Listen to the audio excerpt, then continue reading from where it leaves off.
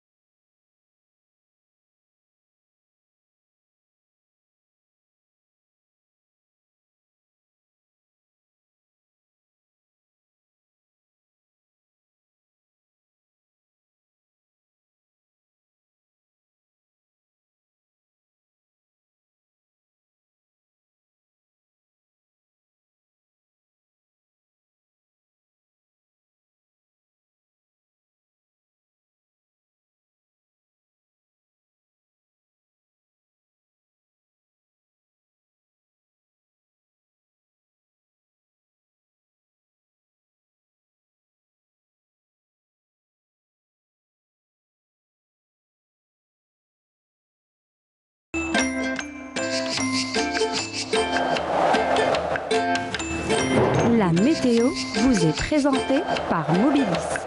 Mobilis, أينما كنتم.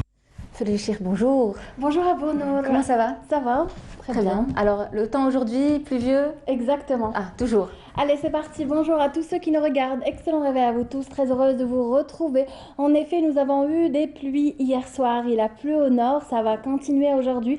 Météo Algérie prévoit un temps variable. Un ciel chargé de nuages intéressera le nord, plus précisément le centre et l'est.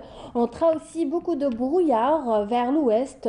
Puis le temps deviendra à nouveau dégagé vers l'ouest, vers le centre et l'est, le maintien d'un temps pluvieux au courant de cette journée. Sur la partie sud, on notera un ciel voilé, orageux aussi, vers le Hogar, le Tassili, le Sahara oriental, le Sahara central. À noter aussi des soulèvements de sable vers le Sahara central, remontant parfois jusqu'au Nord Sahara, et des soulèvements de sable vers ces régions. Les températures, les voici en baisse, les maximales, surtout au nord, comme vous l'avez sans doute ressenti.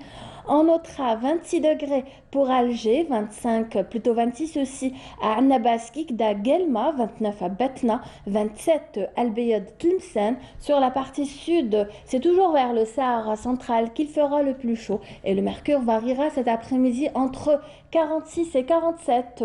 46 et 47 aussi pour l'extrême sud, 39 Tamanrasset Janet, 45 Elizi, 38 Hassim Saoud ou Ledjellel, Béchar aussi, et enfin 39 à Tindouf.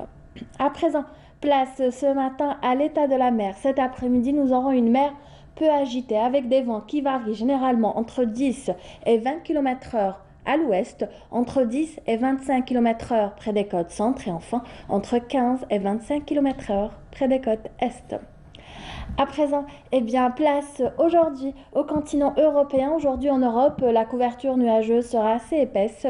Elle couvrira pratiquement toute l'Europe et le temps sera dégagé aujourd'hui à Istanbul, à Lisbonne. Ailleurs, le temps sera couvert et pluvieux avec des températures en baisse aussi. Il fera 26 à Rome, 24 à Vienne, 27 à Berlin, 22 à Londres, 24 à Paris et enfin 23 sous un temps pluvieux à Moscou.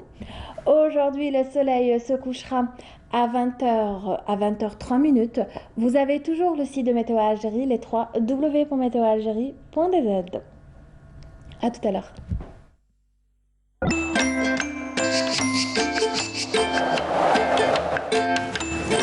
La météo vous est présentée par Mobilis. Mobilis, أينما كنتم.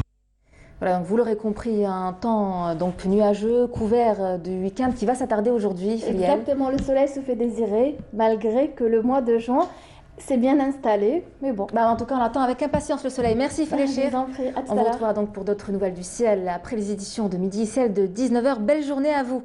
Allez, de la musique pour entamer cette matinale. Notre programmateur est d'humeur à écouter du rap ce matin. C'est tout de suite le groupe 113 et sa musique, sa chanson Tonton du Bled, agréable réveil sur Canal Algérie.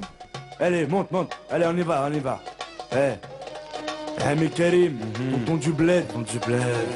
Pour tous les Miss Mour, bled ou bledi. Je voulais rester à la cité, mon père m'a dit. Dans ce cas-là, je ramène tous mes amis. Alors dans une semaine, je rentre à Vitry.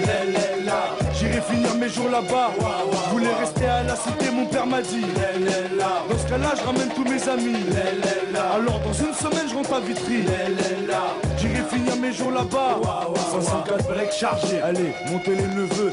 Juste un instant que je mette sur le toit la grosse malle bleue. Nombreux comme une équipe de foot.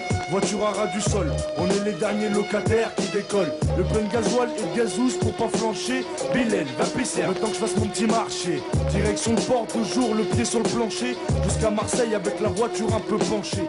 Plus 24 heures de bateau, je sais c'est pas un cadeau. Mais qu'est-ce que je vais kiffer sur la place Gido. À Béjaïa City, du haut de ma montagne. Avant de rentrer feu d'art, je fais un petit détour par Warlan. Vu qu'à Paris j'ai dévalisé tout Tati, je vais rassasier tout le village, même les plus petits. Du tissu et des bijoux pour les jeunes mariés. Et des jouets en pagaille pour les nouveau-nés. Je voulais rester à la cité, mon père m'a dit. Dans ce cas-là, je ramène tous mes amis.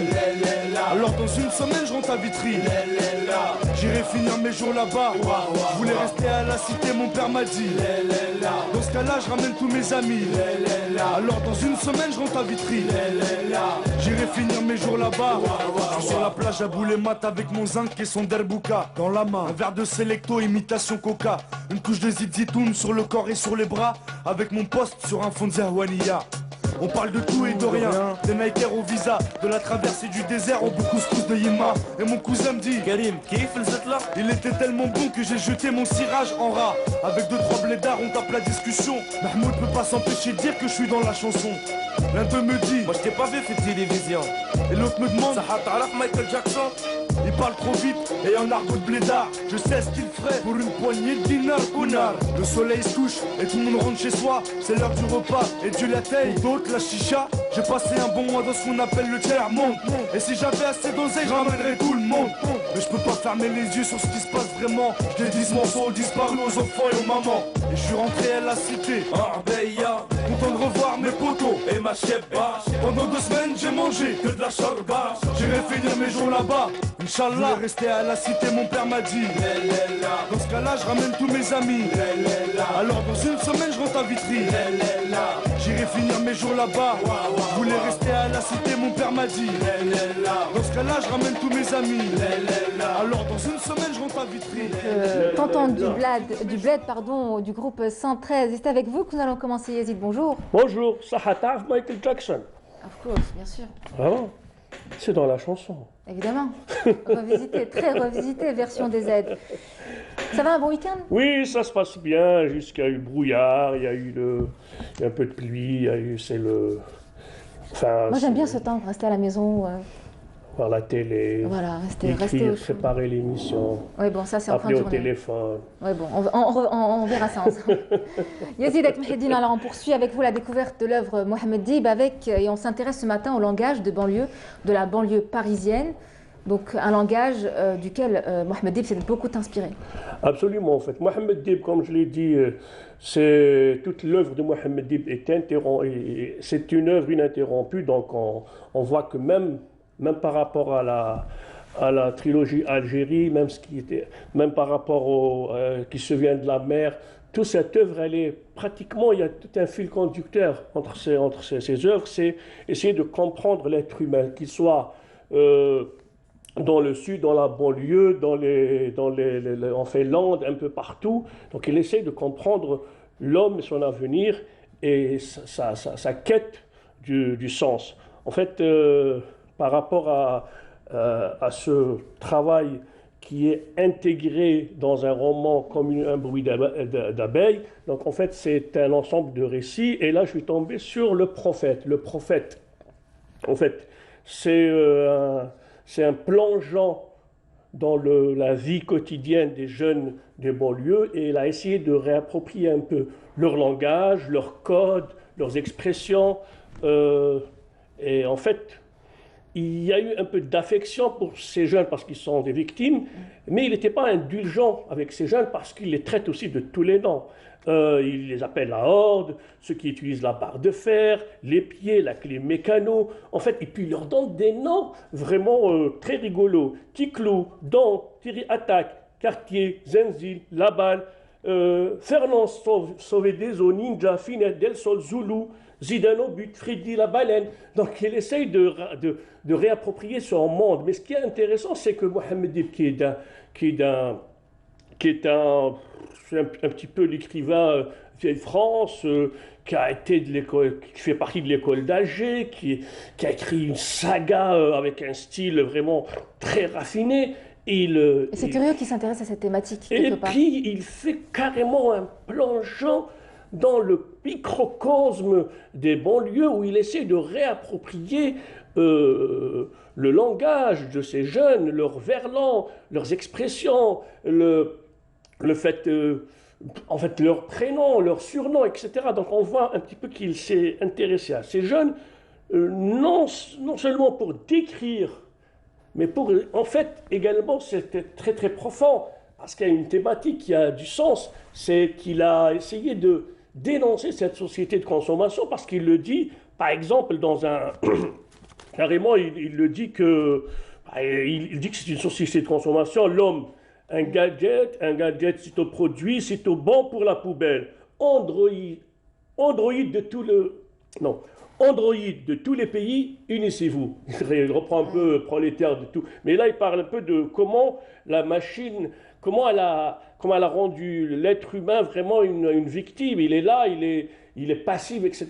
Mais en fait, il rappelle aussi que ces constructions, cette architecture, cette laideur que les concepteurs de cet aménagement urbain a été pratiquement une faillite et elle a été un échec en fait, parce que ça a créé des nids d'exclusion, des nids de violence, etc.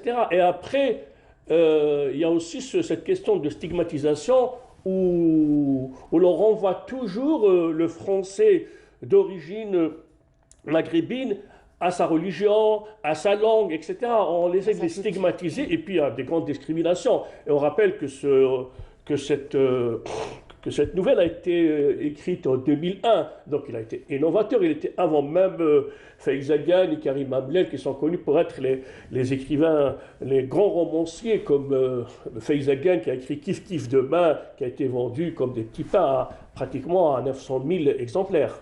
Tout à fait. Alors, et le style aussi également, le style Yazid, au-delà du travail sur le langage, à travers bien sûr le parler des jeunes, ce chapitre c'est quelque part une quête d'une nouvelle poétique, qui a une résonance urbaine. Absolument. C'est un style, bon, on voit qu'il a bien fait donc de réapproprier ce langage et puis d'utiliser la langue des jeunes, leurs expressions, même de la poésie, parce qu'on trouve également même des poèmes vraiment qui sont baignés dans le rap ou dans le R&B. Donc on voit, par exemple, il donne des noms, par exemple, moi prophète Béquillard, il monte Adam par député ses vaseaux de toute nature, envoyant de tous les côtés une circulaire d'écriture avec un seul écrit portrait. D'un mois durant, le roi tiendrait cour plénière. Donc, il rappelle à travers cette poésie, parce que non seulement c'est de la littérature, c'est de la grande littérature, mais il s'intéresse aux jeunes. Il ramène les jeunes, il réapproprie leur code, leur langage, leur style, leurs expressions, leurs prénoms, leurs surnoms, etc. Donc, on retrouve également un style assez particulier. Et puis, c'est pratiquement, il cherche la poésie dans les tags, il cherche la poésie dans le street art, il cherche la poésie dans cet esprit jeune qui n'avait pas cette chance de se retrouver comme ceux qui ont été nés dans des cocons, etc., et qui ont fait les grandes écoles, etc. Mais ces jeunes produisent aussi de la poésie, produisent aussi d'un discours, etc., très très intéressant, même s'ils étaient des victimes. Et puis lui, il ne prend pas position, il ne dit pas que ça va, oui, c'est des victimes, il ne parle pas uniquement du côté de la victimisation, mais au contraire, il n'est pas indulgent avec ces jeunes, il les traite de tous les noms, de toutes les façons. Mais quelque part, il dénonce peut-être, Mohamed Dib, donc dénonce justement le rejet de la société française de ces jeunes de banlieue. Oui, en fait, d'ailleurs, dans les noms de ces jeunes, ce n'est pas uniquement des noms arabes, il dit que c'est un melting pot, cette banlieue, c'est un lieu d'expérimentation, c'est un lieu où il y a eu beaucoup de toutes les... enfin, carrément, c'est le produit de l'immigration. L'immigration, c'est le produit de la colonisation. Oui. En fait, il rappelle que ces ghettos sont le produit d'un regard et d'une approche d'exclusion vis-à-vis de ces jeunes. Il rappelle que c'est l'exclusion. Ces jeunes-là vivent carrément dans l'exclusion. En plus, ils se retrouvent devant une société de consommation où il y a des grandes surfaces partout, des monoprix, etc., des malls, et ils n'ont rien. Ouais. Donc, et là, ils ont cette soif de possession face à cette société de consommation qui leur interdise tout. Oui, tout à fait. Alors, on évoque souvent la ghettoisation des personnes issues de l'immigration en France, mais en fin de compte, leur manière de s'exprimer a fini par être reconnue. Plusieurs mots aujourd'hui sont intégrés dans la langue française, notamment le dictionnaire Larousse, si je donne un exemple. Est-ce que ce n'est pas une forme de revanche sur cette France qui les a rejetés? Absolument, oui, d'ailleurs, le grand écrivain Mohamed Dib kiffe bien donc, ce genre de discours, il essaye de se réapproprier, c'est une richesse. Il essaye de... Oui. Maintenant, comme vous dites, beaucoup de mots ont été intégrés dans la langue française. Et on retrouve aussi que ces jeunes, aujourd'hui, arrivent à émerger. Je parle de Faiza Gueye, qui est une grande romancière qui avait fait son roman Kif Kif Demain, qui a été vendu à plus de, je sais pas, 700 000 exemplaires. J'ai dit 900 000, mais peut-être moins, peut-être plus. Mais il a été traduit aussi dans des centaines de milliers d'exemplaires. Oui, il a été traduit dans toutes les langues. D'accord. Et puis on perçoit quand même, on ressent une pointe de solidarité dans les récits en tout cas dans ce chapitre. Oui, il y a cette solidarité avec ces jeunes, parce que c'est des victimes. On voit ce qui s'est passé pendant les années du Karcher. On parlait au lieu de trouver des solutions à ces jeunes et de leur tendre la main, on les traite de tous les noms et on les renvoie à leurs origines, et on essaye de créer de ces banlieues des bombes à retardement. Et puis on a vu ce qui s'est passé. Donc Mohamed Dib était pratiquement un visionnaire, un précurseur. Tout à fait. Alors, on va regarder un extrait, oui, j'ai choisi un extrait comme un bruit d'abeille, donc le chapitre prophète. Vous allez me la faire en rappant ou pas? Non. Je voulais le faire en rappant, mais je n'ai pas préparé la musique. Non, j'avais fait carrément un poème. Mais bon, après, comme j'avais acheté une belle chemise, et ça ne marche pas avec cette chemise, donc il fallait ramener quand même un truc... L'habit ne fait pas le moine, Yazid. Mais si, il faut quand même une casquette comme ça. De là. Je vous en ramènerai. Allez, Régie, c'est parti pour le texte. Voilà. C'est même une belle carte postale. Hein. Vous allez dédier, hein? Oui, après, en attendant, c'est pas ce qu'on va faire, ce qu'on va lire la carte postale, ce qu'ils vont préparer. Voilà, elle est là, voilà. Et notre signature. Et notre signature, si elle y est pas-dessus les ménus, n'ont pas qu'à se faire mettre des binocles là où on pense. Parce que les tags qui s'étalent sur la cité Bellevue, cette cathédrale carcérale avec son béton fatigué, pisseuse à te flanquer le cafard, c'est pas aussi des chefs-d'œuvre. Anonyme, mouais, mais si tu te figures que les artistes, personne ici les connaît. T'as un bug dans le circuit. Les artistes connaissent que nous aussi on répond à l'appel d'offres. Merci Yazid. Donc il rappelle un peu ce ghetto, ce ghetto dans lequel ces jeunes ont vécu, et certains continuent à y vivre aussi. Tout à fait. En tout cas, c'est la preuve concrète qu'on ne peut ni étouffer, ni ignorer une culture, Yazid. Absolument, la culture urbaine, elle est là, et les jeunes, ils ont leur code, et puis c'est eux qui décident en fait. Oui. Ils vous admettent pas dans leur microcosme. Ils sont là, ils imposent un code, ils imposent un langage, et si on les exclut, ils vous excluent aussi. Tout à fait. Moi, je l'espère pas. Allez. Voilà. La carte postale, vous la dédiez à qui? La carte postale, elle est dédiée à un jeune, Mohamed Fouded, technicien à Hassim Saoud. Vous le connaissez? Oui, bien sûr, je le connais. Bon, je vais envoyer comme ça non, dans peut-être l'air. qu'on vous a demandé de dédier une carte postale. Ben oui. On vous le demande souvent. Il faut lancer un appel quand même. Bah oui. Oui. Bon, Je vous appelle sur le standard de Canal Algérie. Voilà, quand il y a le Bonjour d'Algérie, le Facebook, on peut également demander ça. Tout à fait. Merci Yazid, merci d'avoir été avec nous. Voilà la carte. On l'a vu déjà, c'est bon? Oui, elle est passée. Elle est Voilà, passée. ok. Merci Yazid. Taman Rasset, le pic de Harenne, puis j'ai choisi aussi le texte. Mais bon Dieu, pas ceux qui nous rêvent que de gadgets, que de faire de l'homme un gadget, c'est au produit, c'est au bon, sitôt bon pour la poubelle. Voilà. Ah ben on espère. Voilà. Tellement déterminé, merci pour toutes ces explications. Voilà. Et donc on vous retrouve. La prochaine fois, on va vous donner un nom. Hein. Peut-être Zenzil, Label, Finette, Del Sol, Zoulou. Zoulou, j'aime bien. Zoulou, alors Zoulou. Merci Yazid, voilà. Donc on vous retrouve dimanche prochain. Et puis on a choisi une évocation de l'un des grands penseurs musulmans, Ibn Hazm, l'auteur du collier de la colombe. Tout à fait. Avant de retrouver Ahmed Gassine, vous l'avez compris, on va regarder ensemble cet extrait du documentaire en hommage au savant du savant soufi, précision de taille, Ibn Hazm, auteur de l'œuvre éponyme le collier de la colombe, donc un sujet qui était signé. Donc, Sabrina Khalifi, on regarde, on revient juste après. Yazid qui est toujours là.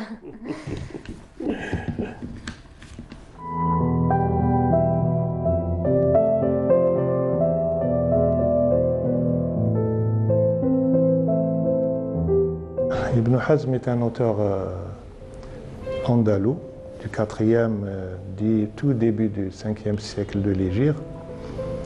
En fait, c'est un jurisconsulte, un traditionniste, c'est un muhaddith بالعربية, et aussi un usuli, c'est-à-dire un spécialiste des fondements de la charia, des fondements de la loi.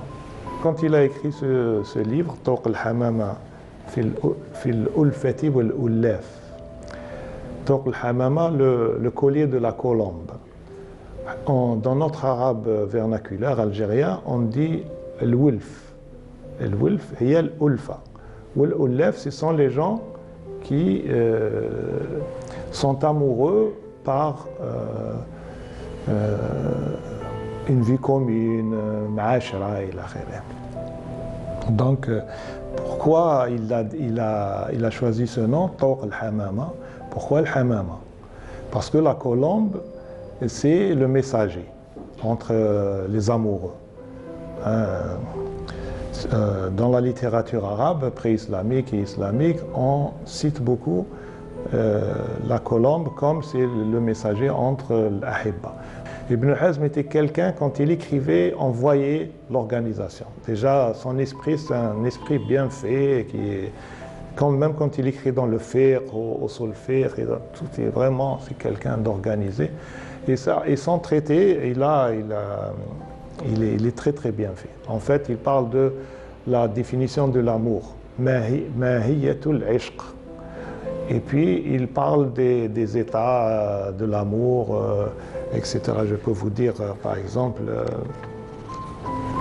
déjà dans son préambule, il a commencé par faire des petites remarques qu'il a confirmées avec son khatima, le dernier chapitre, où il parle, faites attention, quand je parle de l'amour, je parle de l'amour pieux, de l'amour et non pas de tout ce qui peut être contraire à la morale. Donc, dès le départ, il dit en quoi consiste son livre. Et c'est un traité ou un épître sur l'amour. Il y a, je vais vous lire un peu, Sifatul Hub, comme dans les caractéristiques de l'amour. Ma'ani, c'est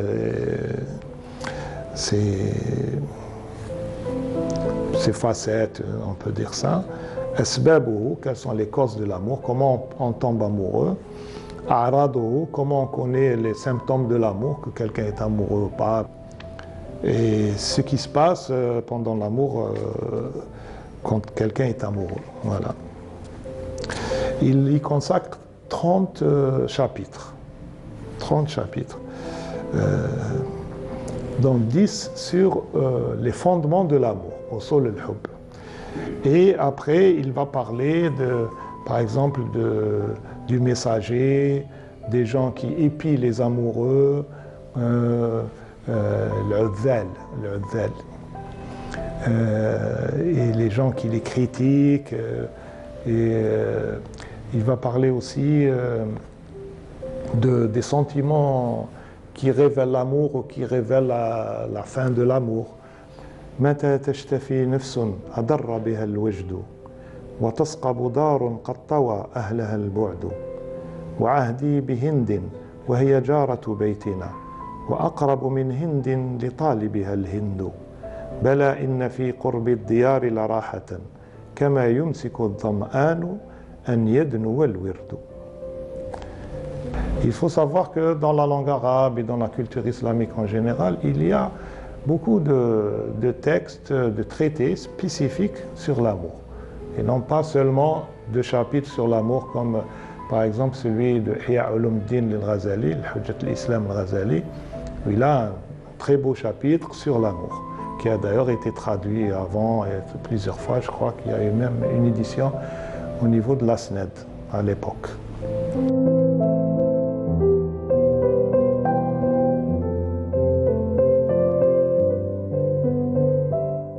C'est ce qu'on appelle l'amour dans toutes ses formes et sous toutes ses formes. Ahmed Guegassen, bonjour. Bonjour Nour, bonjour à tous les téléspectateurs.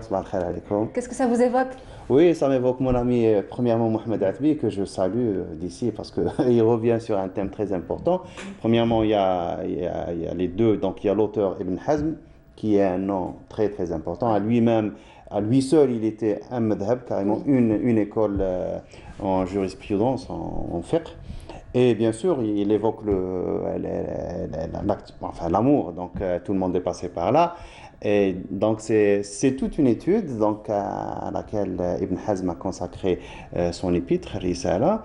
Et là, on découvre, parce que donc c'est les états de l'amour, vous savez, on a différents noms pour l'amour en arabe. On parle de l'gharam, l'ishq, l'woud, l'hub, l'sharaf, l'wajd. C'est des noms, mais en fait, pour les spécialistes comme Ibn Hazm, il les classe. Donc il y a la première catégorie, la deuxième, on passe à la deuxième, puis on arrive à la fin. C'est l'extase. C'est le feu d'artifice. Exactement, c'est l'extase. Et là, bon, il évoque une partie de la culture islamique qui est très intéressante, c'est la partie un peu psychologique, humaine, donc il détaille tout ça avec beaucoup de psychologie, il y a un fond psychologique, et il le dit, Ibn Hazm dit, il a été, lui-même était fils de ministre, donc il a vécu dans les palais. Il a été élevé par des femmes, donc c'est les plus proches de sa maman. Et là, donc il connaît très bien un peu la psychologie féminine et il va dans le détail. Donc c'est très intéressant, bien sûr. En tout cas, je peux vous assurer que l'amour, bien, on le cultive au sein de l'équipe du Bonjour d'Algérie. Ah, tous les matins, on essaie de vous transmettre un petit bout tous les matins. Exactement. Petite dose par petite dose. Par petite dose, pour tout le monde, voilà. Ahmed, alors, ce qui est certain, c'est que vous avez bossé très dur ce week-end. Exactement. Pour vous documenter, pour votre rubrique ce matin, vous rendez hommage à Mohamed Ben Abdallah Tennessee. Exactement. Ça, c'est une nouvelle figure. La semaine dernière, on a vu El-Robraini, donc, qui a écrit sur les ulama de Béjaïa. Cette fois, on va voir un peu qu'est-ce qui reste des ulama de Tlemcen. C'est une autre capitale du Maghreb central. Bien sûr, c'est Tlemcen des Ianites, c'est un rendez-vous incontournable pour tous ceux qui s'intéressent à l'histoire de l'Afrique du Nord. Tlemcen, quand même, est un symbole, est une référence, est un centre culturel qu'on ne peut pas dépasser, qu'on ne peut pas oublier. Donc, mais bien sûr, ce qui a été écrit par les Tlemceniens sur Tlemcen il faut y revenir parce que c'est des témoins, parce que c'est des gens qui ont vécu. Et entre autres, il y a Al-Hafid al-Tinissi, c'est une grande référence parce qu'il a écrit son livre نظم الدر والعقيان في تاريخ تلمسان. C'est une référence qu'on ne peut pas... Donc, je me suis intéressé, je veux un peu jeter un peu de lumière sur l'écrivain, sur l'auteur de ce livre. Donc, bien sûr, il n'est pas qu'historien. Oui.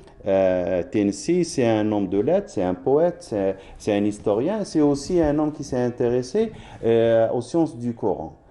Il est originaire de la petite ville de Ténès, où son père était imam ou était un alim local. Donc là, on voit une vieille photo de Ténès, de l'époque coloniale. Ça, c'est le vieux Ténès. Donc c'est à peu près ce qu'avait vécu ou ce qu'avait vu Tennessee avant de partir à Tlemcen. Donc il termine ses études, tout de suite il va vers le centre le plus proche et c'était à l'époque Tlemcen. Donc il continue ses études chez les grands noms des ulama de Tlemcen, bien sûr les incontournables, Ibn Merzouk, Najjar, etc. Donc c'est une dizaine de noms qui lui donnent la fameuse ijaza qui est la licence, donc ils lui permettent de transmettre. Et il s'est distingué par une mémoire extraordinaire. Donc il mémorisait les hadiths, il avait du coup il est devenu ce qu'on appelle dans le jargon des muhaddithin al-hafid. Et c'est un titre qui n'est pas donné à n'importe qui. Donc on connaît le hafid Tinissi, le hafid Ibn Rushd, le hafid, il y a quelques-uns dans l'histoire dans la civilisation islamique, et lui il était l'un d'eux. Il a même été cité en tant que tel par Sakhawi, qui est l'historien du 9e siècle de l'Hégire. Donc il va avoir étudié chez, bien sûr, Ibn al-Imam, de grandes références à Tlemcen, chez Ibn Zarou, l'Urbani. Et là, on voit que ce qui est intéressant, c'est que par la suite, il devient un grand alim, il devient le grand alim de Tlemcen, l'une des plus grandes références de Tlemcen, malgré qu'il y avait des contemporains, Sanusi, Ibn Zakri, qui étaient des noms, qui n'étaient pas des moindres. Mais on voit la capacité de ces sociétés à intégrer des gens qui venaient de l'extérieur. Donc le bonhomme venait c'était un érudit, c'était un homme intelligent, donc il est tout de suite passé au devant de la scène de la société de Tlemcen. Si la société était une société fermée, il ne l'aurait jamais accepté et il aurait été obligé ou bien de rester chez lui ou bien de partir ailleurs. Donc, et comme ce n'était pas le cas. C'était pas le cas, donc on voit que c'était des sociétés saines où les modes de sélection, la dynamique dans la société permettait à des gens qui, avec leur mérite, pouvaient arriver à occuper des fonctions ou occuper des postes très importants dans la société. Ça, c'est très important de souligner. Et puis, il commence une carrière d'enseignant. Donc, il devient mudarris, que ce soit dans une école locale, Madrasa al-Yaqoubia, chez lui-même ou dans la mosquée. Donc, il obtient, donc, il y a des générations d'étudiants qui passent devant lui. Il y a le Balawi الأندلسي, il y a Ibn Sa'd Tilimsani, il y a Ibn al-Abbas, il y a Ahmed Zarrouq al-Barnoussi. Donc c'est tous ces gens qui deviendront eux-mêmes la génération d'après, qui va continuer la transmission, qui passe par l'enseignement de Tennessee. Qu'est-ce qui reste de Tennessee? J'imagine qu'il a laissé des œuvres derrière. Bien sûr. Donc malheureusement, on n'a pas toutes ces œuvres. Donc il y a une ou deux œuvres qui restent. Donc il y a Tarikh Bani Zayyan Moulouk Tilimsan qui est un chapitre qui a été édité par Dr Mahmoud Bouayed, dans sa thèse de doctorat. Donc il a fait une étude parfaite. Il a souligné l'importance du manuscrit parce qu'il donne une image de la société et puis il décrit beaucoup de choses, que ce soit sur les événements politiques où on ne trouve pas de référence sur une partie au moins de l'histoire de Tlemcen des Zianites. Elle n'est décrite que par Tennessee. Donc d'où l'importance de ce livre de Roi Lérian. Donc il a été édité.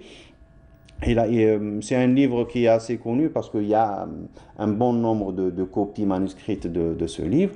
Et puis, il y a la deuxième spécialité de Tennessee, c'est l'écriture du Coran. Et là, c'est vraiment, on est surpris par le nombre de copies de ce manuscrit qui est At-Tiraz fi Sharh Nadm al-Kharraz. Dabt al-Kharraz, pardon. En fait, al-Kharraz, il a écrit un poème didactique sur comment écrire le Coran. Parce que vous avez vu, par exemple, quand vous prenez le Saint-Coran et vous essayez de lire, on voit très bien que ce n'est pas le type d'écriture qu'on a dans les livres. Il y a des spécificités qui sont propres à la rédaction du Coran. Et ces spécificités, que ce soit dans l'écriture, dans la taille qu'on appelle ça, des lettres, dans les signes qu'il y a au-dessus, tout ça, c'est une science. Il y a rasm, donc c'est comme si on dessinait les lettres. Il y a aussi le dabt. Donc, rasm, c'est comment dessiner les lettres. Et le dabt, c'est les ponctuations, où mettre les points exactement pour qu'il n'y ait aucune équivoque. Et il y a aussi la vocalisation, donc c'est aussi très important. Et il y a aussi les symboles qui sont accrochés donc, entre les lignes ou à la fin de chaque verset. Donc vous savez, un petit sad, un petit mime, un petit point comme ça, il y a les 3 points. Tout ça, c'est des symboles qu'il faut maîtriser. Et les gens qui s'intéressent aux sciences du Coran doivent absolument apprendre ces conventions. Et c'est devenu une science. Il y a rasm, il y a aussi le dabt. Donc lui, il prend une partie du poème de Al-Kharraz, qui est quelques 600 de vers. Il y a la première partie qui est consacrée au rasm, et la deuxième partie, la dernière, 154 vers, qui est consacrée au dabt. Donc il prend la dernière partie qu'il commente.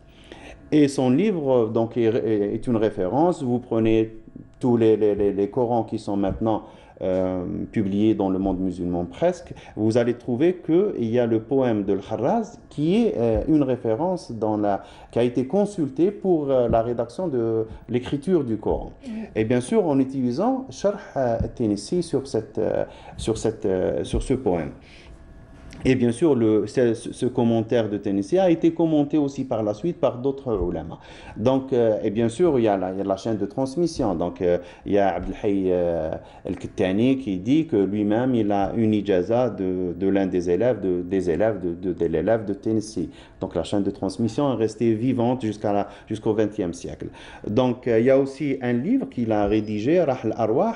C'est une collection des poèmes de Abu Hamou Moussa. C'est l'un des rois de Tlemcen, qui était le plus culte des rois de Tlemcen. Il a laissé au moins un livre, Wasitat al-Suluk. Et donc, il a fait la collection de ces poèmes. Et il a aussi collectionné les poèmes qui ont été dits dans le madh de ce roi. Mais malheureusement, ce manuscrit, il n'existe plus. Dr Mahmoud Bouayyad le dit très bien dans son livre, dans l'introduction. Et il dit qu'il a beau chercher une copie de ce livre, il n'en trouve pas. On lui attribue d'autres livres, par exemple Sharh ibn al-Hajib dans le fiqh. Qui n'a pas été traduit. Qui n'existe. La traduction, je crois que non. Même le livre qui a été publié n'a pas été traduit à ma connaissance. Donc, je n'ai pas vu de traduction. Mais bon, ils existent. Dernièrement, il y a eu même des étudiants qui ont refait les éditions critiques de ce livre. Donc, il y a Cheikh Mahmoud Bouayyad qui a édité un chapitre. Et puis, il y a Abdelhamid Hajiyat qui a édité un chapitre aussi de Tarikh. Donc, il y a une partie de Nadm Darul Aqnan qui a été édité par Abdelhamid Hajiyat. Bien sûr, il a aussi une fatwa. Oui. Il faut en parler, qui a été inséré dans le Ma'ya al-Maghrib de Louansharisi, qui parle de l'un des problèmes qu'a connu la société maghrébine à l'époque, c'était le problème de Touat. Là, c'est un problème de société. Il y avait une frange de la société, donc il y avait un problème avec les juifs locaux. Donc il y a eu une dispute entre le Marili et l'Asnoni. Et chacun a fait recours à ses contemporains pour demander une fatwa. Donc la fatwa de Tlemcen, c'est Tinissi qui l'a faite.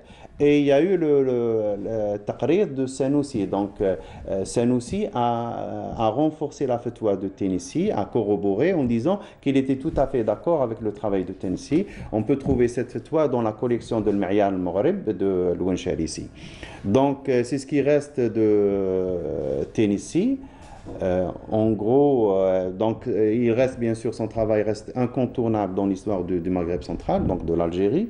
Donc il décrit, il donne aussi une description de la fête du Mouloud et comment le Mouloud était fêté à Tlemcen par le roi. Donc c'est une description presque théâtrale. Donc il décrit tout, donc l'emplacement du roi. Donc il y avait les grandes bougies qui étaient préparées. Il y avait le passage des poètes qui étaient là à déclamer leurs poèmes, donc élogieux pour le prophète alayhi salatu salam.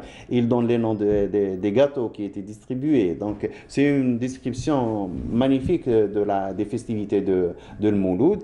Et ces festivités donc, qu'on a héritées, qu'on essaie de perpétuer chez nous. Donc maintenant, c'est au niveau familial, mais à l'époque, c'était vraiment la fête officielle, donc qui était fêtée officiellement par le roi. Bien sûr, c'était dans le mouchoir, dans le palais du roi, qui était fêté le Mouloud, et pour laquelle, donc l'une des occasions, ils ont inauguré la Mengana, c'est l'automate, l'horloge automate qui a été construite par Ibn Najjar. Donc c'est magnifique comme description. Donc, pour vous donner une idée un peu du contenu. On a eu une très grande idée, en tout cas, merci beaucoup. Ces travaux sont enseignés aujourd'hui à l'heure qu'il est? Je pense que les historiens l'étudient, mais bon, même les gens curieux, les gens qui aiment bien sûr, le livre existe. Donc, ils peuvent le retrouver. Donc, et pour la traduction, bien croyez-moi, il y a des applications sur Android, sur iOS, qui permettent de traduire tout texte. L'un des spécialistes peut-être penserait à le faire. Donc, c'est très intéressant que ce soit fait. Bon, bien sûr, il y a les travaux du père, comment il s'appelle, Bargès. Il y a les anciens qui sont intéressés. Marseille, qui a écrit sur Tlemcen. Ils ont dû peut-être traduire ou une partie ou le contenu du livre, mais il faut vérifier. Merci Ahmed Gelgassen, merci pour cette découverte. Donc pour nous faire découvrir un autre, la semaine prochaine, découvrir d'un autre ou d'autres savants et chercheurs justement exceptionnels qui auront marqué l'histoire de l'Algérie, notre pays, et même au-delà de l'Algérie. Merci à vous, belle journée. Très bien, je vous propose, amis du matin, à présent, de redécouvrir ces extraits du Bonjour d'Algérie qui remonte il y a quelques années. Il est question d'un hommage rendu à Mohamed Medjahed, donc plus communément appelé Momo, chercheur en art culinaire algérien, chroniqueur, journaliste, qui a partagé notre plateau du Bonjour d'Algérie, paix à son âme, puisqu'on l'a perdu il y a quelque temps. C'est Sabrina Tralifi qui nous a déniché cet extrait des archives. Regardez. Ensemble, apprécions les couleurs d'Algérie. Ça, c'est surtout, Yanaïr, c'est quelque chose qui est très, très ancré. Donc, c'est très ancré et ça s'explique. C'est une fête. C'est pas une fête dans le sens judéo-chrétien ou le sens moderne, comme on le sait. C'est une commémoration d'un rite, d'un rite agraire qui est très ancré. C'est en fait le calendrier agraire. Donc un calendrier agraire, mais qui est méditerranéen, qui est donc et c'est commémoré aussi bien en Algérie par les Berbères que par les Arabes. Il n'y a pas donc d'ailleurs quand on entend fête berbère, donc quand on voit toute cette sphère donc, culturelle où l'arabisme est très marqué chez les nomades, par exemple, qui ne ratent jamais donc, parce qu'ils sont liés à la terre. Et puis, c'est le Nowrouz des Persans, c'est le Nowrouz qui a été fêté donc, dans une ville, quand on évoque à Bagdad, à l'âge d'or des Abbassides, ça a été codifié. Donc, et c'est très ancré, c'est une commémoration folklorique qui est restée malgré les interdictions de l'orthodoxie à travers les âges. Donc, on l'a oublié, donc, mais qui n'est pas reconnu. D'ailleurs, même dans la pratique, Yanaïr passe normalement. Les hommes sont au champ et ça commence 3 jours avant Yanaïr. Ils commencent à accueillir d'abord ce qui représente vraiment l'aspect agraire de cette commémoration. On commence à accueillir de la verdure. Alors, des herbes aromatiques, donc notamment, alors des herbes aromatiques comme Za'atar, Nouha, qu'on connaît en Oranie, qui ne pousse d'ailleurs que dans cette sphère, et surtout une plante très très représentative qui est parfois sacrée à côté de certains marabouts quand elle pousse.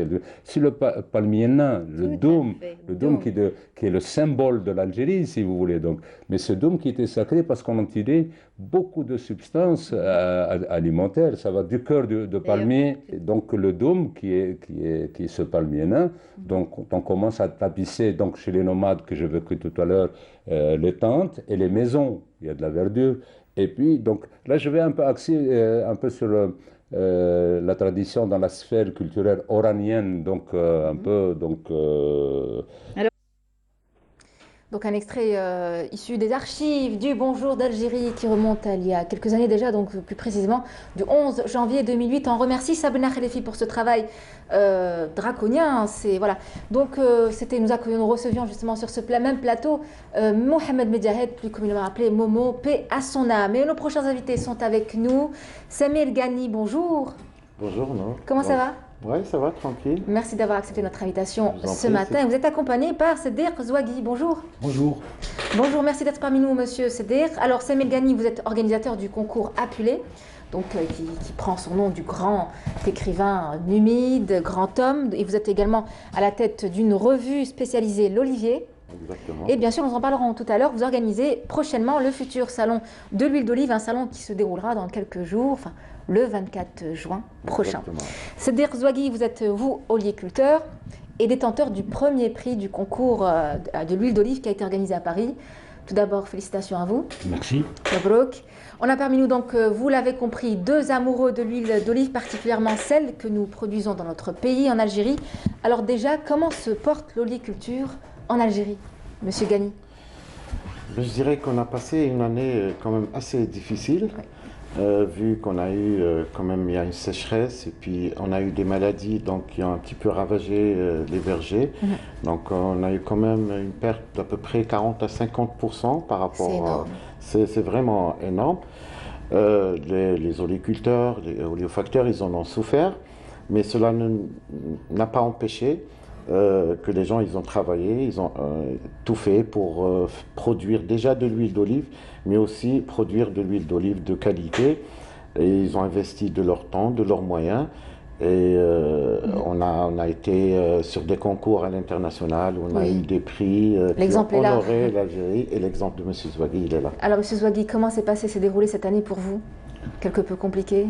Tant bien que mal, oui. Avec les problèmes qu'il a cités, le manque de production.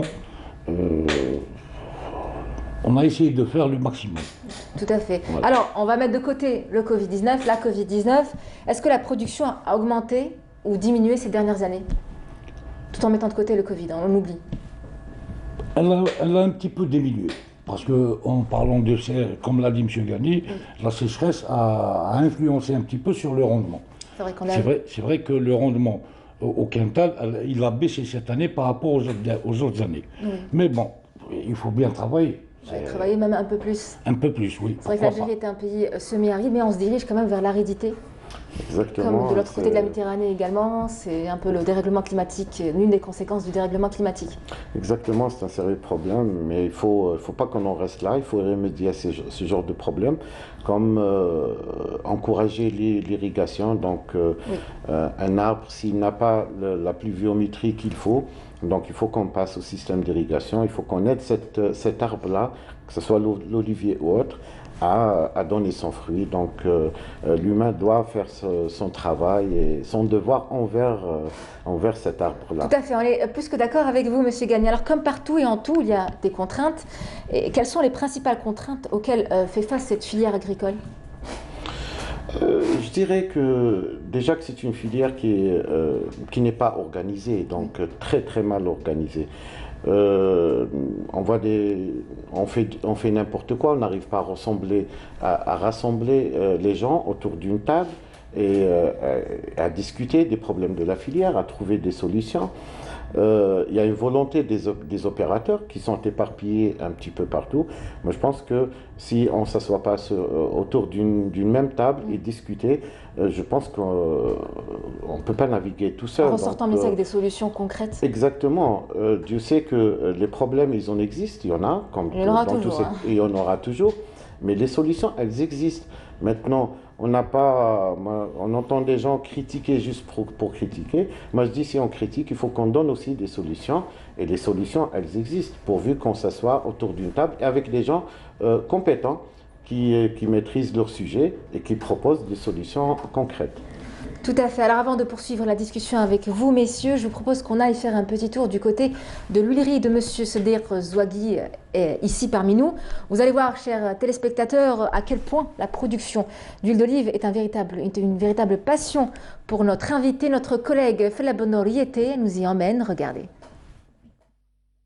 Le changement climatique, la sécheresse ou bien les maladies, autant de défis auxquels fait face aujourd'hui l'agriculture et les oliviers en particulier. D'où le recours aux technologies. Ici à Berchiche, à Luxor, dans la wilaya de Béjaïa, Sedir Zouagui a sauté le pas et installe aujourd'hui une station météorologique, une première en Algérie. Une expérience pilote qui devrait durer au minimum 12 mois. Grâce à un système d'algorithmes et des données agronomiques et climatiques, la station Elysiane permettra de prévenir les maladies et d'optimiser les processus de culture tels que l'irrigation et la fertilisation. Connectées entre autres à un smartphone, ces données sont enregistrées en temps réel. On reçoit les premières données qui sont les données météorologiques, c'est-à-dire température, humidité. Ça c'est pour le début. Après, c'est en fonction de l'évolution de la situation. C'est un processus donc, qui est relié directement par satellite. Elle donne des alertes donc, sur le smartphone du propriétaire qui n'est pas censé être sur place. Il peut être n'importe où sur la planète. Il sait qu'il y a un problème, donc il peut intervenir à temps, une semaine, 10 jours à l'avance. Et maintenant, en ce moment, il va pleuvoir. Tout à l'heure, dans une heure, on saura combien il y a eu de pluie. Cette technique ou cette méthode pourrait certainement apporter des solutions, c'est-à-dire au moment opportun, c'est avant même l'apparition des dégâts sur les champs. Très bonne solution, une grande solution. Ça facilite le travail, ça facilite l'entretien, ça facilite la surveillance de l'évolution de l'olivier. Ça facilite beaucoup de choses. Plus de 1000 fermes dans 10 pays à travers le monde utilisent cette technologie. Résultat, une réduction du coût des traitements des vergers a été enregistrée. Mais pas seulement. La production a nettement évolué en quantité et en qualité. Deux axes qui intéressent aujourd'hui les producteurs et agriculteurs algériens. La modernisation est une nécessité au temps actuel. L'année passée, on a eu quand même une production qui a diminué de 40 à 50%. C'est énorme. On a perdu en quantité, mais aussi on a perdu en qualité. Les maladies, comme vous le savez, c'est la perte, c'est une histoire d'argent. C'est la perte de 40 à 50% du potentiel de production d'un agriculteur. Et c'est énorme. On a envie d'aller vers des marchés internationaux. Il faut y aller vers la qualité. Si l'État arrive à nous aider dans, disons directement, la subvention de la production, les aider à entretenir leurs oliviers, à travailler, à augmenter la production, et nous aide, nous, en tant que transformateurs, dans les frais d'expédition, ça serait déjà pas mal. En attendant, pour une efficacité maximale, un accompagnement est assuré par le partenaire italien à l'origine de ce projet. Sachant que Sedir Zouagui a prévu de participer au concours national de la meilleure huile d'olive Apulé 2021 et pourquoi pas décrocher une médaille.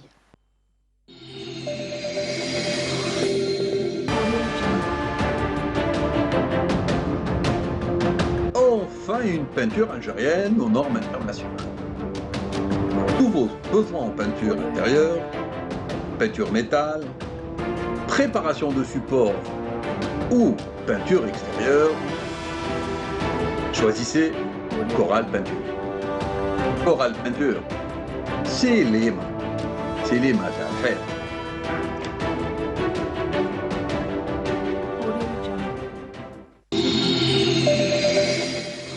une médaille d'or. En tout cas, on vous souhaite beaucoup de succès. Donc, Sedir Zouagui, merci pour tout ce que vous faites sur le terrain.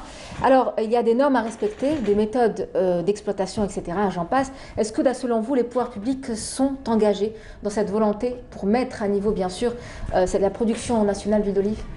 D'après les infos recueillies, normalement, l'administration est très intéressée et a une volonté pour y aller dans ce sens. Et sur le terrain, Sur le terrain, ce qu'il faut, c'est les formations. C'est assister les producteurs, les agriculteurs qui ont des oliviers, c'est les assister, les former, leur apprendre les techniques, comment entretenir l'olivier, comment cueillir l'olivier, à quel moment. Et voilà, c'est le plus important. Tout à fait. Et les salons aussi ont leur part de marché, ont leur responsabilité. Vous en organisez un, Samuel Gani, vous organisez un salon très prochainement, donc dédié à la promotion de notre huile d'olive. Oui, exactement. Juste un détail, c'est que c'était prévu le salon qu'on l'organise à cause du Covid, donc on ne pouvait pas, donc on l'avait reporté déjà à 2 reprises. Là, on organise du 24 au 28 juin au Palais de la Culture, un événement qu'on a appelé Zoom sur le pays de l'olivier, où il y aura les meilleurs producteurs d'huile d'olive, les meilleures huiles d'olive d'Algérie seront, elles vont être exposées. C'est des huiles qui sont primées, que ce soit dans le concours appelé qu'on organise, ou bien dans les concours à l'international. Donc on va les exposer. Et juste une chose, c'est qu'il n'y aura pas uniquement l'exposition et la vente de ces produits, il y aura aussi une exposition photo donc, sur le thème de l'olivier. Il y aura une exposition de peinture, donc c'est des toiles qui ont été peintes par des artistes algériens, donc qui seront exposées, plus... Qui vont concourir aussi, ces artistes? Non, ce n'est pas des concours.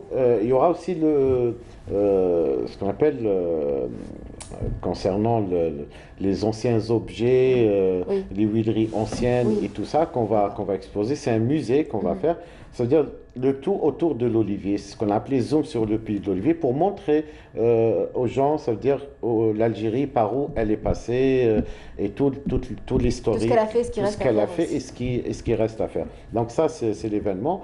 Donc ça sera le moment où on va décerner les prix pour le concours Apulé, qui est à sa 4e édition. Là, le jury, pratiquement, il a terminé. Donc, dans 2 jours, il va terminer. On sortira les résultats. C'est un concours qu'on organise avec l'Institut national de la recherche agronomique. On a eu plus de 35 participants. Juste pour vous dire que si les participants sont tous des Algériens, puisque c'est un concours national, mais le jury, il est international, où il y aura avec nous des jurys d'Espagne, d'Allemagne, de Tunisie, d'Algérie aussi, du Liban. Donc c'est des experts en dégustation, en analyse sensorielle, qui sont en train en ce moment même de déguster nos huiles. Et bientôt, pour délibérer justement, pour avoir les résultats. D'où je fais le crochet sur ce qu'a dit Madame Fla dans le reportage, que M. Zouagui participe à ce concours en espérant décrocher une médaille. Moi-même, je suis l'organisateur et je ne sais pas, je serai le dernier à le savoir, parce qu'il y a Madame Douzane de l'INRA, c'est elle qui s'en occupe. On fait des codes aux huiles, donc c'est vraiment, ça veut dire personne ne peut savoir jusqu'à la dernière minute. Donc, et on annoncera les résultats ici sur Canal. Super, en tout cas, on vous souhaite plein de succès, Monsieur Zouagui. Beaucoup de participants, j'imagine que les règles sanitaires seront bien évidemment respectées. Oui, effectivement, non, c'est très bien respecté. Donc, que ce soit au niveau de l'INRA, quand on a fait les analyses physico-chimiques, que ce soit, nous, on a envoyé, d'habitude, on reçoit les experts ici en Algérie, mais à cause du Covid, on a envoyé les échantillons, donc chacun dans son pays, et on a respecté toutes les mesures d'hygiène, et les choses vont très bien. On vous le souhaite. Merci. Moi, je voudrais juste bien sûr. Revenir sur les contraintes. J'ai parlé des agriculteurs, mais maintenant je vais parler des olifacteurs. Les olifacteurs, on a une contrainte, la plus importante des contraintes, c'est la contrainte financière. On a des problèmes de financement, d'acquisition de matériel. Vous savez bien qu'avec le cours qu'on a actuellement. Ça coûte un petit peu très cher pour investir, pour avoir du matériel adéquat pour prétendre à exporter notre produit à l'étranger. Il faut avoir du matériel quand même assez important. Donc on a ce problème, on a un problème d'accès au financement. En tout cas, il y a des fonds qui sont dédiés, qui vous ont dédié, qui vont encourager justement la production nationale pour plusieurs produits du terroir algérien, dont l'huile d'olive. On vous souhaite que vous ayez accès justement à ces fonds. Oui, c'est une aide qui est là, très très bienvenue. Voilà, et puis vous avez lancé l'appel, c'était l'occasion. Merci Samir, merci Sedir Zouagui, donc merci à vous également Samir Rani, merci Gani. Donc je rappelle que vous êtes l'un des organisateurs du salon dédié à la valorisation des fruits de l'olivier. Et vous, monsieur Zouagui, vous êtes producteur d'huile d'olive et lauréat d'un prix international d'huile d'olive. Bon courage et bonne continuation à vous deux. Messieurs, amis du matin, restez avec nous, on revient dans quelques instants.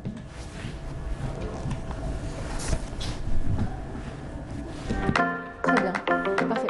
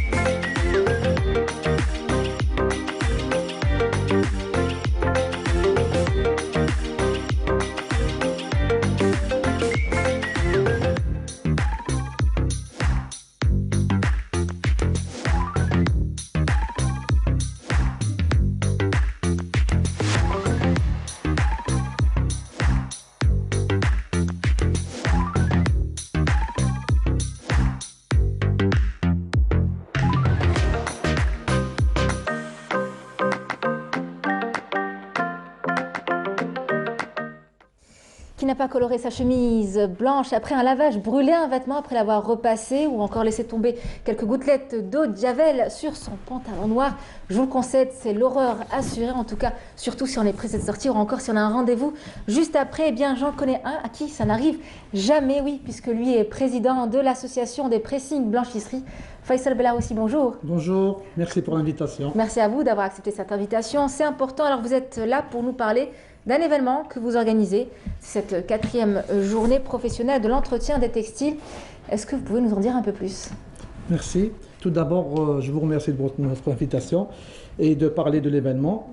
Cette journée 4e qui va être organisée dans les SGP de Borj Kifen, c'est en collaboration avec la Chambre de commerce d'Alger et l'Association nationale. Elle a prévu de faire une caravane toute l'Algérie pour sensibiliser tous les exploitants pour avoir les bonnes pratiques. Et bien sûr, les laveries, les pressings, les blanchisseries. N'oubliez pas même les gens qui font à la maison, à la maison aussi, pour donner des conseils. Voilà, donc quand on parle entre un textile, c'est tout le monde qui est concerné. Même les administrations, même les hôpitaux, parce que n'oubliez pas aussi, nous avons le linge dans les hôpitaux, donc il faut avoir certaines manières de faire.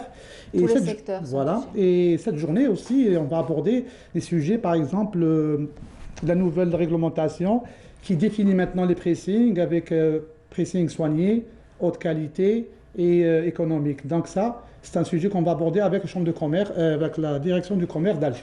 Tout à fait. Alors, cette journée se déroulera juste avant la caravane, c'est de quand à quand? Ça commence. Alors, pour l'instant, on a sollicité toutes les chambres de commerce de travers l'Algérie. Et le prochain événement sera à Oran. D'accord. Donc on a des contacts avec les chambres de commerce et la plupart nous ont donné leur OK. La période... Ça viendra. Voilà, c'est ça. C'est par rapport en aiguille, elle parcourra tout le territoire national, en tout cas. Mais pour faire tous ces efforts, il faut des sponsors. Donc on lance un appel aussi aux direct, gens. Ils ne perdent pas le temps.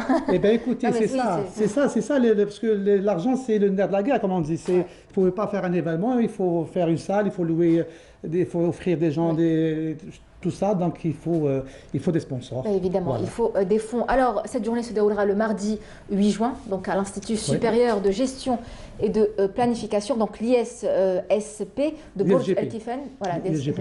Alors, pourquoi cet endroit? Il y a une symbolique ou non? Ah oui, moi je suis fier de faire cet événement. J'espère qu'il va se dérouler dans de bonnes conditions. N'oubliez pas, on a besoin de gestion, on a besoin de, de planification, parce que c'est ça l'avenir de toute société ou de toute autre entreprise. Si vous ne savez pas gérer et planifier, donc c'est un symbole.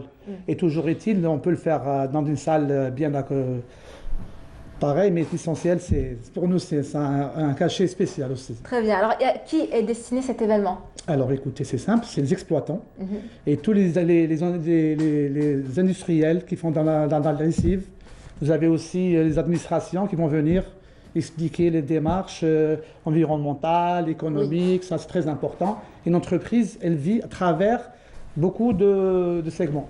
Très bien. Alors, on parlait justement environnement. On dit souvent que la blanchisserie ou le pressing utilise des produits chimiques très corrosifs, parfois très nocifs aussi pour la santé au contact de la peau, et qu'il ne faut pas en abuser. Est-ce que c'est vrai? Alors écoutez, c'est simple, c'est que vous savez, c'est des solvants. Vous savez, dans des solvants, si vous ne faites pas une formation, comment le gérer, comment le traiter, vous savez aussi, dans un solvant, vous avez les bonnes pratiques. Dans un solvant, vous avez la fiche de données de sécurité, c'est-à-dire comment l'utiliser et comment s'en servir s'il y a des problèmes.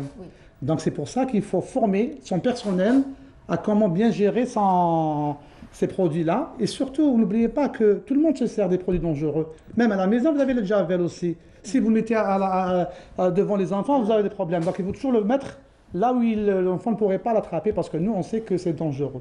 Donc c'est le même principe, c'est que vous donnez des formations. Il faut que la personne qui utilise sache que c'est produit dangereux. Et puis la notion de dangereux, c'est pareil, c'est pour tous les produits. C'est-à-dire maintenant, il faut savoir s'en servir et savoir dans des bonnes conditions aussi. Ça, il faut aussi une culture aussi. Culture du consommateur, de bien lire l'étiquette, de savoir ce et l'exploitant aussi, d'avoir des personnels qualifiés à l'utiliser. Tout à fait. Alors peut-être qu'il y a certains de vos confrères qui ne respectent pas forcément le dosage au niveau des pressings. Alors tout ce qui est par rapport à un dosage, écoutez, dans un pressing, normalement, la personne qui est derrière, elle a une certaine qualification. Je ne dis pas tout le personnel, dans mon message, il est clair que si vous avez une formation, il faut le faire. Ça ne coûte rien, même si c'est payant, si c'est l'État qui les offre, c'est encore mieux. Mais sinon, il faut y aller vers des formations. Alors aujourd'hui, les pressings et les blanchisseries dans le monde utilisent de plus en plus de produits naturels. Oui. Bio, je ne dirais pas ça. Naturel, on va s'arrêter là. Alors ça, c'est une autre question. Pourquoi on appelle ça le wet cleaning? Le wet cleaning, ça c'est une autre paire de manches, parce que nous, il faut savoir le coût. Il ne faut pas oublier que si vous mettez des produits un peu chers, vous n'aurez pas des clients, sans qu'il faut savoir varier les deux. Ce n'est pas la même cible. C'est pas la même cible, voilà. Et même, c'est pas ça, c'est pas le coût de la vie aussi. C'est le coût de la vie, c'est par rapport à ça. Mais heureusement, on a des producteurs de lessive aussi. Oui. Alhamdoulilah, on a des noms qui ont des savoir-faire, qui ont ramené de la chimie. Et ça, on est fiers dans cette journée d'en parler et de trouver un réseau qui vont dans le sens de l'environnement, qui sont positifs et tout ça. Juste en parenthèse, c'est que nous, à notre métier, on a développé, par exemple, les housses réutilisables. C'est une nouveauté. Toute housse. Bien sûr, avec le plastique qui est devenu qu'il est un peu cher par rapport au coût, c'est normal, c'est par rapport au producteur. Donc on utilise à sensibiliser le consommateur à ne pas utiliser le sac jetable. Oui. Donc ça, c'est une bonne initiative qu'on essaye à travers l'association, à travers moi-même. Je tiens fort et à appliquer ce processus. Voilà. Tout à fait. Alors, il existe, est-ce que en Algérie, ça commence à se faire, les produits naturels, etc. Alors, écoutez, produits naturels, je ne sais pas. Mais je sais qu'ils sont moins, le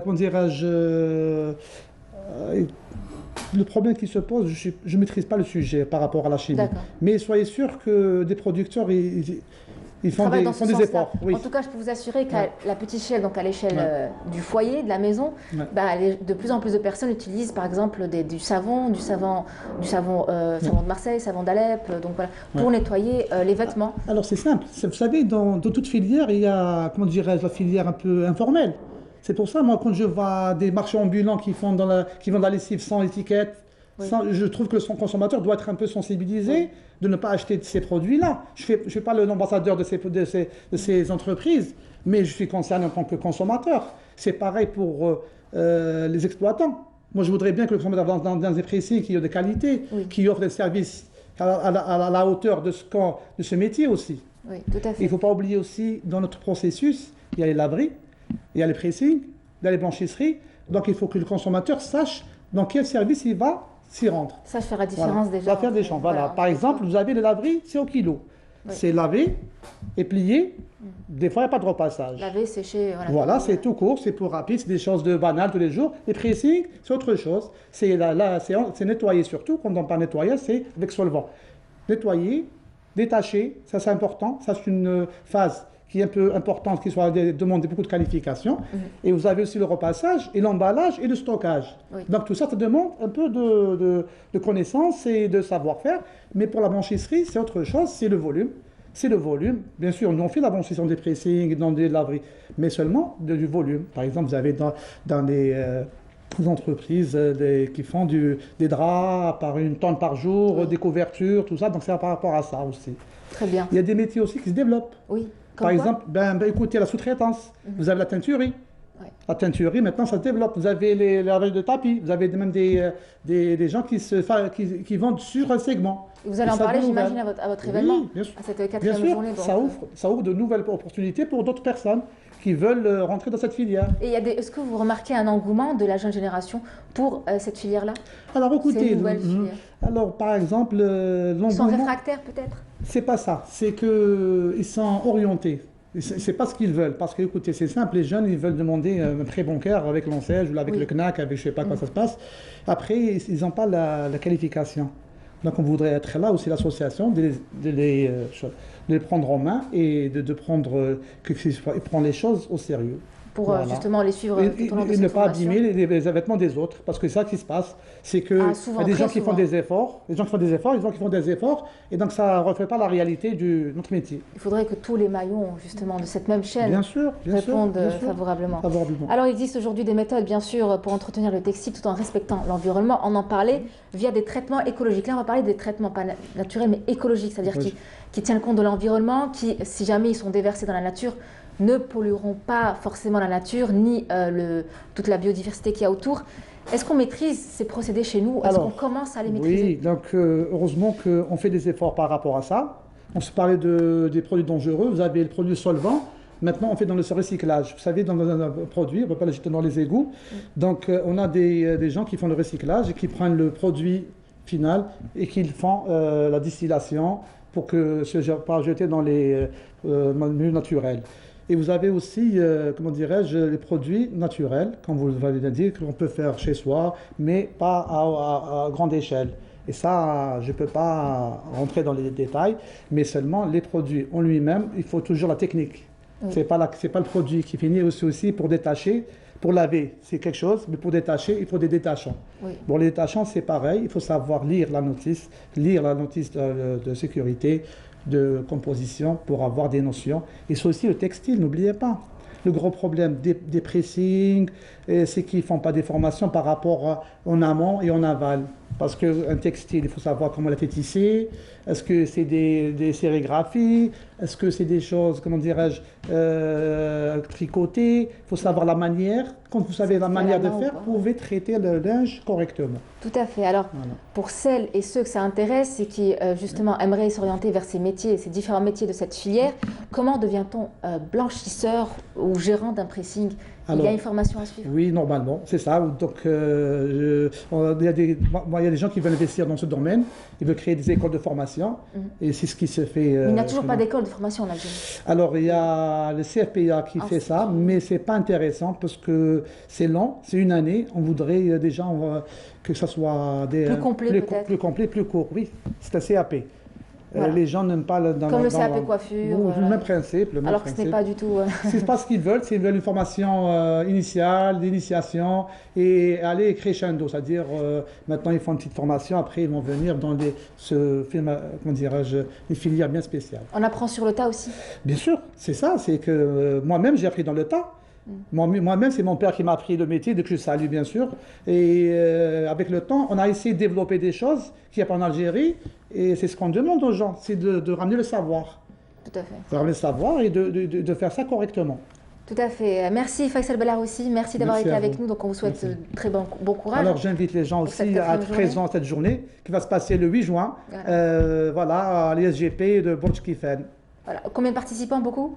Normalement, on table sur une centaine, mais si ce serait soit 50, ce serait bien aussi. Avec le respect des gestes barrières et de tout ce qui est sanitaire. C'est très important. Des mesures sanitaires. Donc je rappelle, Faisal Belaroussi, que vous êtes président de l'association des pressings blanchisseries et je souhaite une bonne réussite à votre rencontre qui aura lieu donc mardi 8 juin, vous le disiez tout à l'heure, à l'Institut supérieur de gestion et de planification de Burj El Kifen. On passe à présent à toute autre chose. Nous allons parler de magnolia, ces plantes sous différentes formes et si belles quand elles sont en robuste et si belles quand elles sont bien entretenues, bien sûr. Méléo Saad viendra nous donner ses précieux conseils, mais avant, c'est Magnolia de l'Ofei. On en parlait chercher très loin pour le titre, je le sais.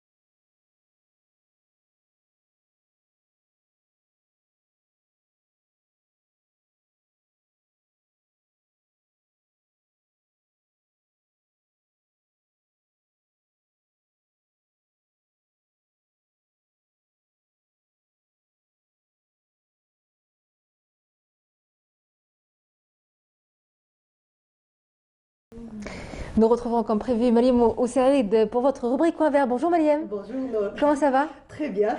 Émerveillée par rapport. Alors Mariam Oussaïd est fan de films d'animation. Exactement. On est deux. Oui, voilà. C'est pour ça que j'étais vraiment emportée par le...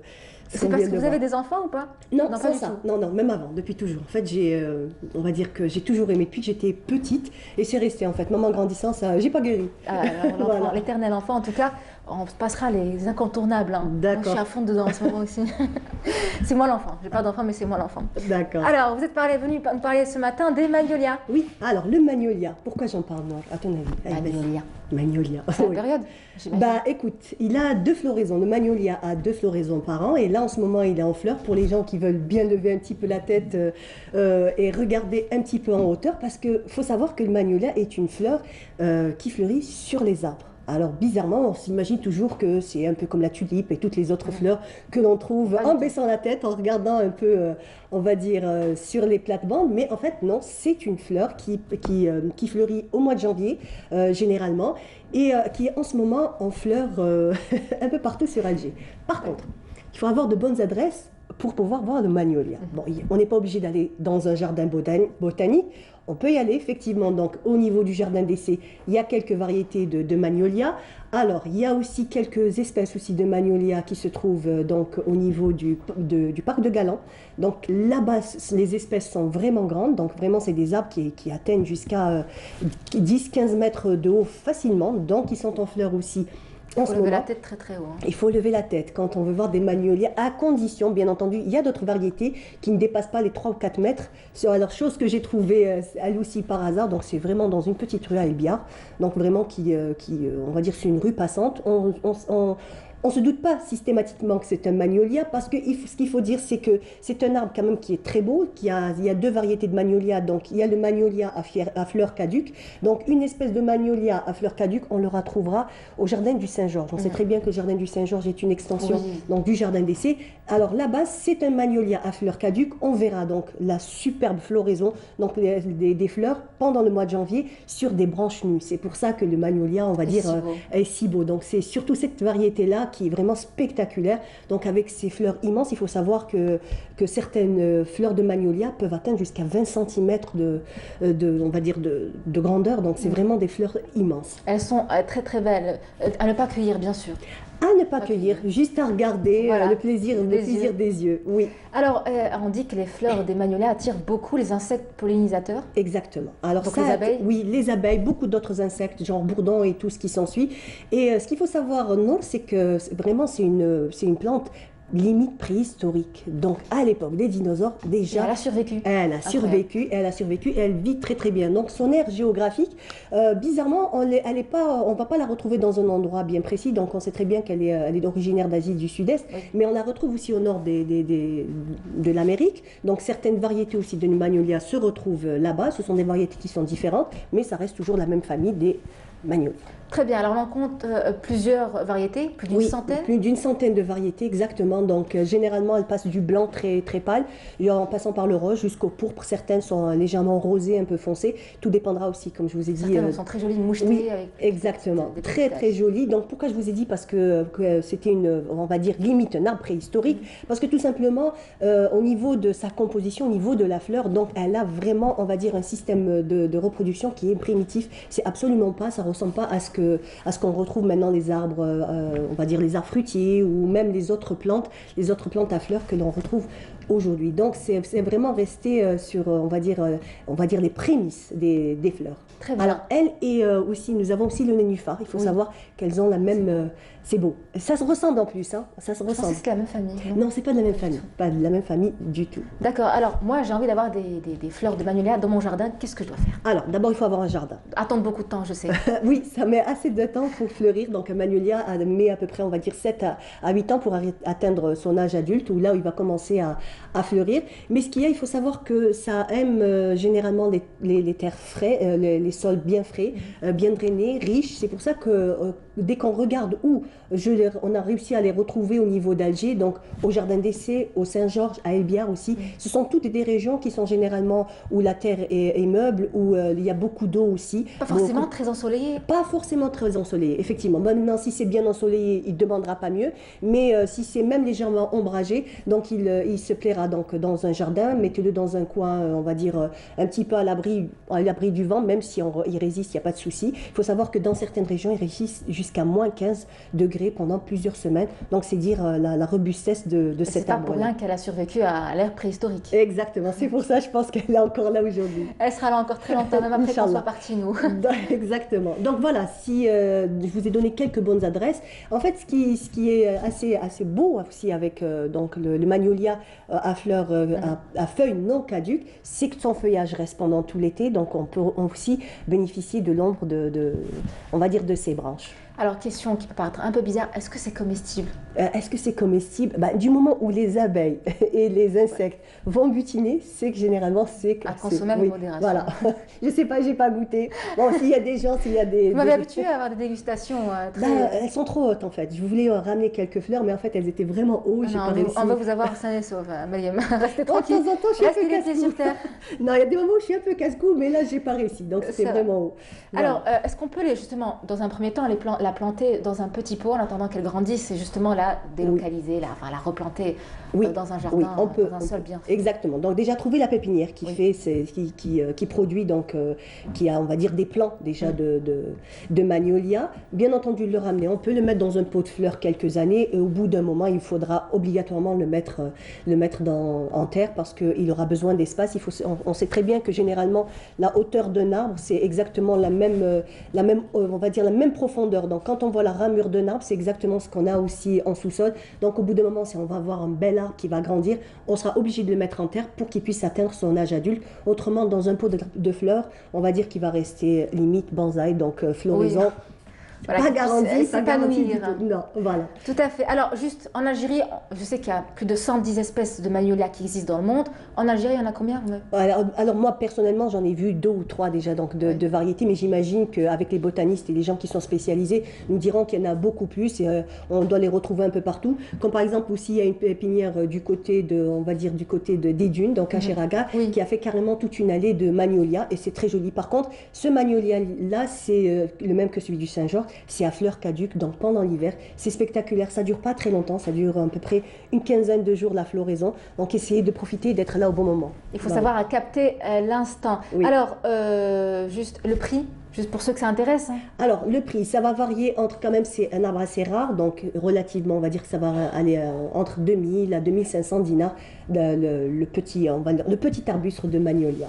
En tout cas, vous deviez ramener sur ce plateau des magnolias, mais il y a eu de la grêle ce week-end. Exactement. En mesure de sécurité, vous êtes resté tranquille. Non, il n'y avait pas moyen en plus avec la brume qui faisait, il y a eu vraiment de la brume épaisse. On ne voit plus rien. Non, absolument rien. Donc hier, j'étais du côté de Bouzeréa, sur les hauteurs de Bouzeréa. C'était limite.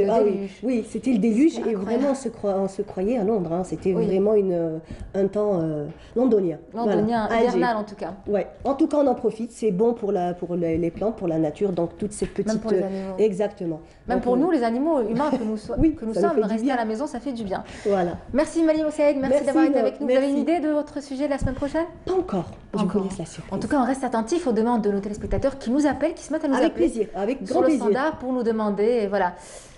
Les œillets, on me souffle. D'accord, allez, ça va être les œillets la semaine prochaine, promis. Non, Yazid, je ne peux pas répéter tout ce que tu me dis dans l'oreillette. Non. Merci Marie, merci, on vous retrouvera donc le dimanche prochain. Inch'Allah, la semaine prochaine. Merci à vous, amis du matin, de nous avoir suivis ce matin, comme tous les matins. Demain, je serai également en votre compagnie pour votre matinale à partir de 8h30, heure algérienne. Très belle journée en compagnie des programmes de Canal Algérie, j'allais dire la radio. De Canal Algérie, je me dis bien Canal Algérie. Très belle journée, à très vite. À demain.